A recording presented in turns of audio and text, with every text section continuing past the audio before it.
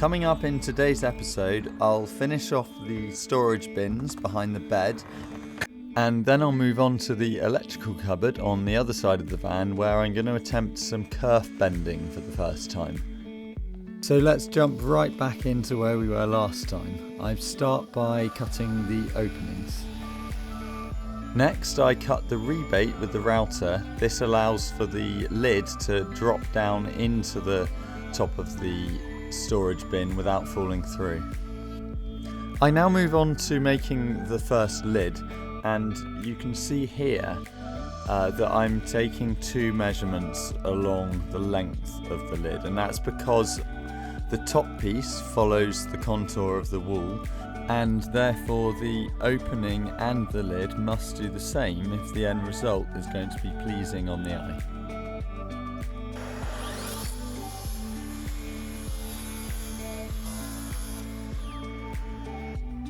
Here I'm just giving the underside of the lid a slight round over so that it can slot into the opening just that little bit more easily.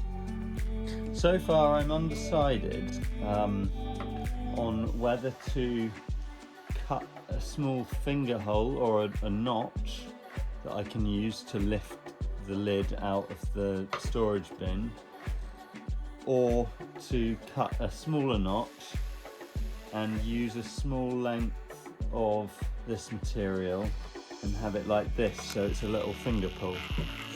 Let me know in the comments below which of these options you'd like to see in the final build.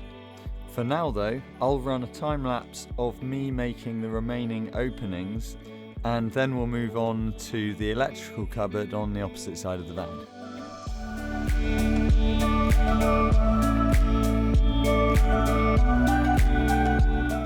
If you've not already, remember to like and subscribe below. I'm getting close to 500 subscribers now, and once I've reached that landmark, I'll unlock community posting. This will open up better avenues for you lot to ask me questions or make content suggestions for the future, which I'm all for. But that's enough from me, let's get back to the build.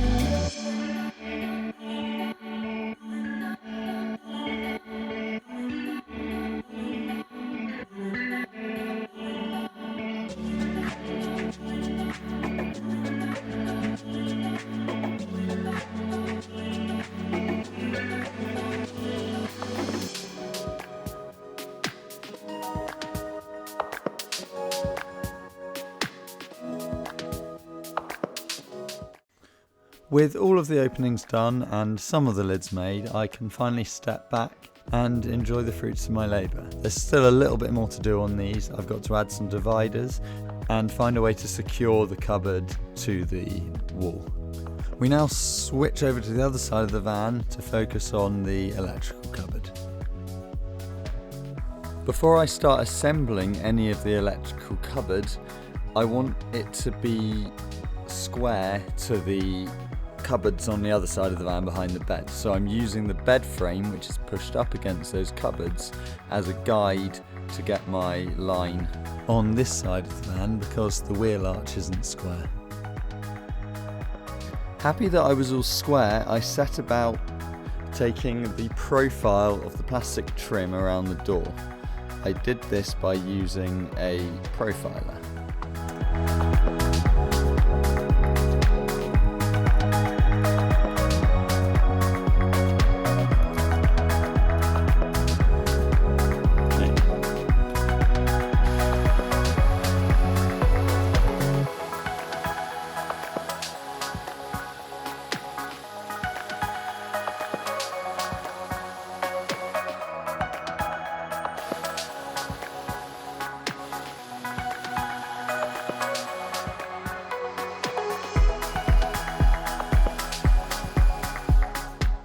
The original plan was to create a box just like on the other side, but once this was assembled and I stood outside of the van looking in through the side door, the height of the cupboard and the big right angle on the corner just made the van feel so small.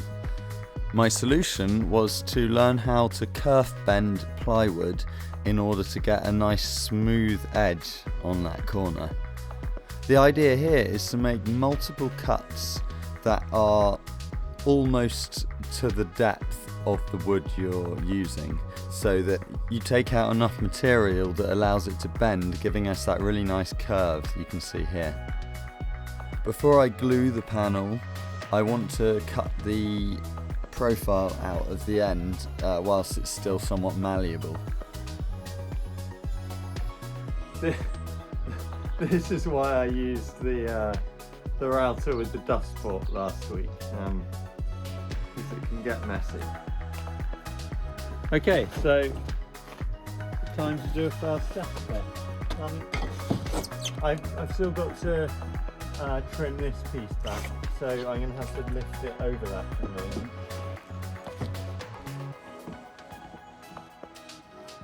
Well, it doesn't look too bad, to be honest. Right, if I bring it forward, so I've got to take the batten down there so I can get it snug.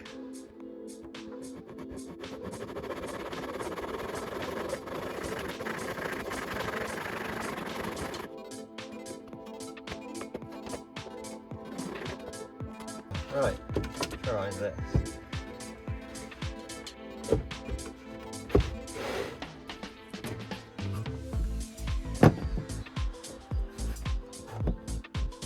My first attempt at gluing the panel didn't go so well. There were two main reasons for this. Firstly, I used wood glue here, whereas I should have used a polyurethane wood glue, which expands as it dries, and the wood glue is quite thick and it's quite hard to get it to go into all of the crevices.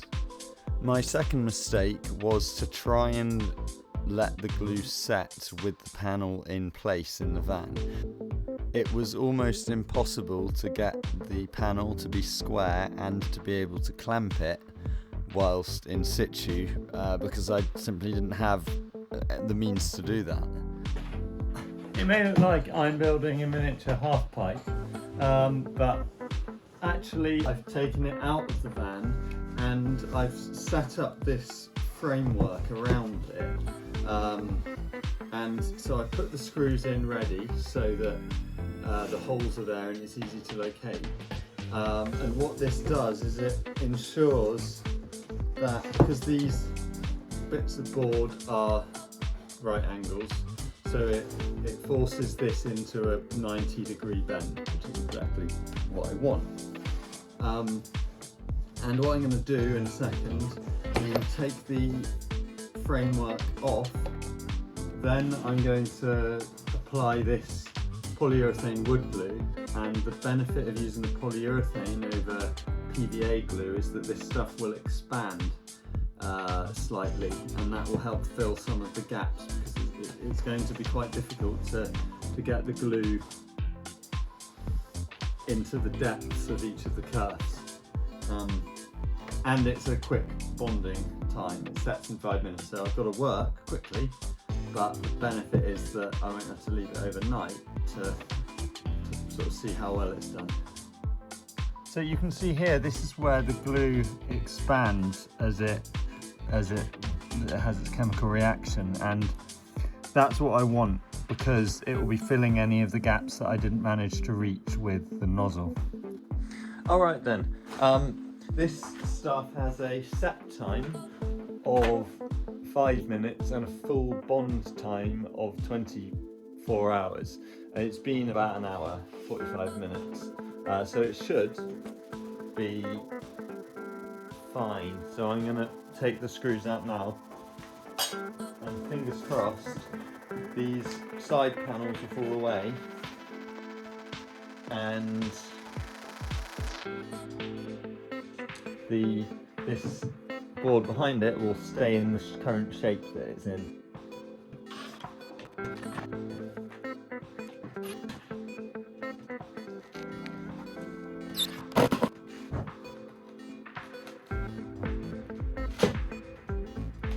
Oh yeah, look at that. That's not going anywhere.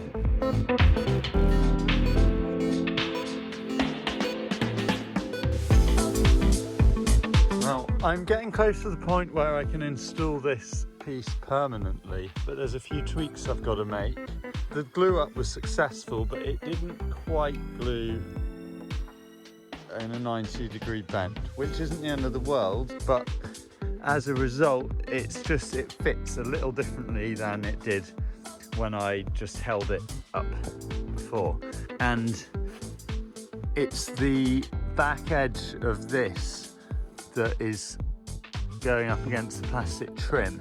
Now I could reshape this to bring it further back, but if I get that wrong, it will be really telling when it's done. So what I'm going to try first is actually use a router bit to take out a channel on the back side that helps it conform to this edge. Just want to quickly show you the difference that very small change using the router made to the fit. If you're going to screw the panel into the metal box like I am, just be careful that your screw isn't so long that it interferes with the hinge mechanism on the sliding door when you close it. Okay, good news. This is in place. It's upright. I'm happy with it. So now I can move on to the other end and start by extending this piece of ply.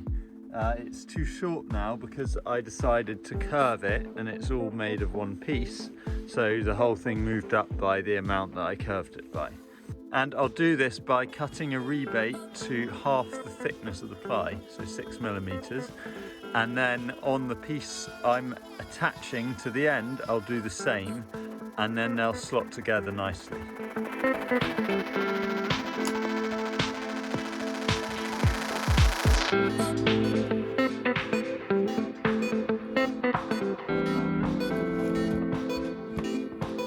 Okay, let's see how this... I'll do it. Oh no. Oh, please don't delaminate my ply. Maybe I cut around that and that actually stays on there as my bracing. That's not a bad idea actually.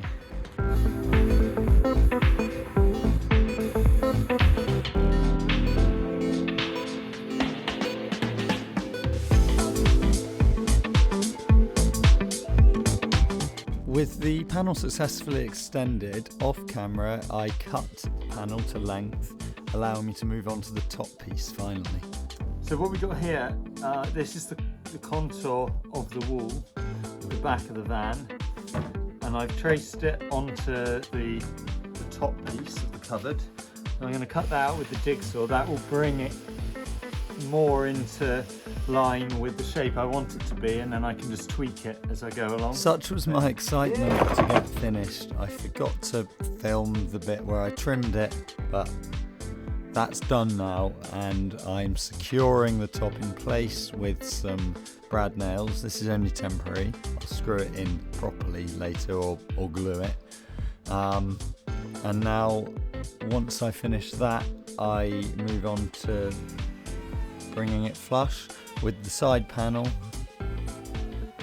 and then last of all putting a nice roundover on it.